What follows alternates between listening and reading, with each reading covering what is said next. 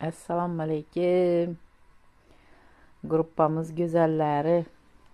Hemen sağ aman bağımızla. Kızınızdan Allah'ını zikri düşmesin. Kudaya Hudavenda öylerinize paçke paçke dolur yağılsın. Atalarınız, enelerinize rahmet bize resledi ağa apaylan berip deyitken. Söyleme deysler. Ben içimde yatkanlar sizlerin ikinde yatsın. Ayakınızını teyinlen şamal ötüp yerden üzülmesin. Hudavenda. Ağzım açırasla beni. Ne yapacak bu? Söyleme. Tövbe ettim Hudayım. Hemmeni beyram bilen tebrikliyim. Bunun deyip bakarlar. 12 ayınız bakar olup ötsün. Hudavenda.